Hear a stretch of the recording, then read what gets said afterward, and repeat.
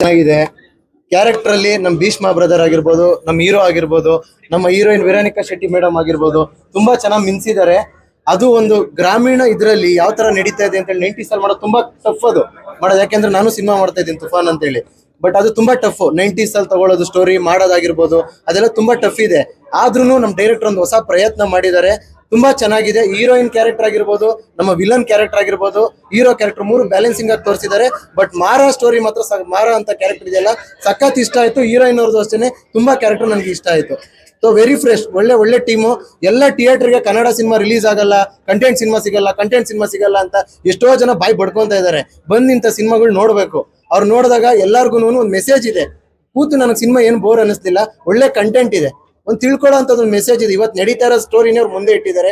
But ನನಗೆ appreciate ಮಾಡಿದ್ದೇನು ಅಂದ್ರೆ 90 ಸ್ಟೋರಿನ ಮಾಡೋದು ತುಂಬಾ ಟಫ್. ಇವಾಗ್ಲೂ ಹೇಳ್ತೀನಿ, ಯಾಕಂದ್ರೆ ನಾವು ಮಾಡಕ್ ಶುರು ಮಾಡಿ 3 ವರ್ಷ ಆಗಿದೆ. ತುಂಬಾ ಕಷ್ಟ ಅದೆಲ್ಲ ಮಾಡೋದು.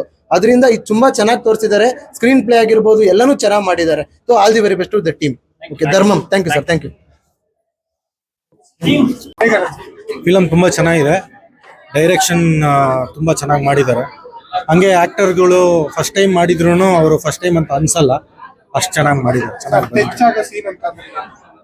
ಇಲ್ಲಿ ಮಾಸ್ ಎಲಿಮೆಂಟ್ ಚೆನ್ನಾಗಿದೆ. ಮೇನ್ ಮಾಸ್ ಎಲಿಮೆಂಟ್ ಇಟ್ಕೊಂಡೆ ಫಿಲಮ್ನ ಓವರ್ ಆಲ್ ಫಿಲಮ್ ಕ್ಯಾರಿ ಮಾಡಿರೋದು ಡೈರೆಕ್ಟರ್. ಸೊ ಮಾಸ್ ಎಲಿಮೆಂಟ್ ತುಂಬಾ ಚೆನ್ನಾಗಿದೆ. BGM ಚೆನ್ನಾಗಿದೆ. ಒಳ್ಳೆ 48 ಫ್ರೇಮ್ಸ್ ಅಲ್ಲಿ ಏನ್ ಬರುತ್ತಲ್ಲ ಆ ಟೈಮ್ ಅಲ್ಲಿ ಒಳ್ಳೊಳ್ಳೆ BGM ಗಳು ಕೊಟ್ಟಿದ್ದಾರೆ. ಸೊ ಅದೊಂದು ಮೇಜರ್ ಅಡ್ವಾಂಟೇಜ್ ಅಂತ ಹೇಳಕ್ ಇಷ್ಟಪಡ್ತೀನಿ. ಯಾರನ್ನು ನಂಬೇಡಿ ಅನ್ನೋದೇ ಮೆಸೇಜ್. ಸಿನಿಮಾ ತುಂಬಾ ಚೆನ್ನಾಗಿದೆ. ನಂಗೆ ಸಿನಿಮಾಟೋಗ್ರಫಿ ತುಂಬಾ ಚೆನ್ನಾಗಿ ಇಷ್ಟ ಆಯ್ತು. ಓವರ್ ಆಲ್ ಒಂದು ಮಾಸ್ ಸಿನಿಮಾ ಆಗಿ ತುಂಬಾ ಚೆನ್ನಾಗಿ ಬಂದಿದೆ. ಸೊ ಮಾಸ್ ಸಿನಿಮಾ ಇಷ್ಟ ಆಗೋರು ಖಂಡಿತ ಸಿನಿಮಾ ನೋಡ್ಬೋದು. ಚೆನ್ನಾಗಿದೆ. ರೆಗ್ಯುಲರ್ ಆಡಿಯನ್ಸ್ಗೆ ಅಂದ್ರೆ ಅದೇ ಈಗ ಇರೋದು ಏನ್ ನಡೀತಿದೆ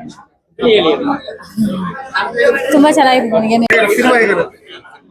ಹಳೆ ಸ್ಟೋರಿ, ಹಳೆ ಕಾನ್ಸೆಪ್ಟ್ ತಗೊಂಡು ಚೆನ್ನಾಗಿ ಹೀರೋಯಿನ್ ಚೆನ್ನಾಗಿ ಆಕ್ಟ್ ಮಾಡಿದ್ದಾರೆ. ಸಖತ್ತಾಗಿದೆ. ಮ್ಯೂಸಿಕ್ ಆಗ್ಲಿ, ಸಾಂಗ್ ಆಗ್ಲಿ ಎಲ್ಲ ಚೆನ್ನಾಗಿದೆ.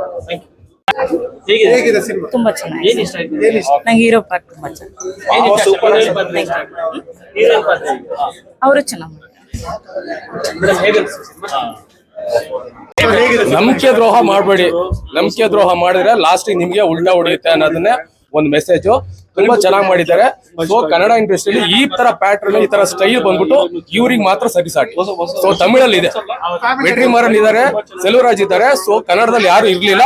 ಸೊ ಅದನ್ನ ಇವ್ರು ರೀಚ್ ಮಾಡಿದ್ದಾರೆ. ತುಂಬಾ ಚೆನ್ನಾಗಿ ಬರುತ್ತೆ. ನೆಕ್ಸ್ಟ್ ಅವ್ರ ಲಿಸ್ಟ್ ಅಲ್ಲಿ ಇವ್ರು ಇರ್ತಾರೆ, ಡೈರೆಕ್ಟರ್ ಇರ್ತಾರೆ. ಹೀರೋ ಹೀರೋಯಿನ್ಗಳು ಆಕ್ಟಿಂಗ್ ತುಂಬಾ ಚೆನ್ನಾಗಿದೆ. ಕನ್ನಡ ಫಿಲಮ್ ಬಂದು ಥಿಯೇಟರ್ಗೆ ನೋಡಿ, ಅದು ತುಂಬಾ ಚೆನ್ನಾಗಿದೆ ಫಿಲಮ್. ಅದು ಆರಾಮ ನೋಡ್ಬೋದು.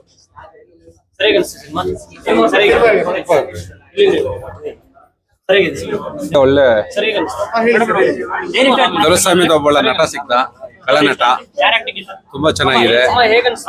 ದೊರೆಸ್ವಾಮಿ ಕ್ಯಾರೆಕ್ಟರ್ ಚೆನ್ನಾಗಿದೆ, ಹೀರೋಯಿನ್ ಕ್ಯಾರೆಕ್ಟರ್ ಚೆನ್ನಾಗಿದೆ, ವಿಲನ್ಸ್ ಚೆನ್ನಾಗಿದೆ.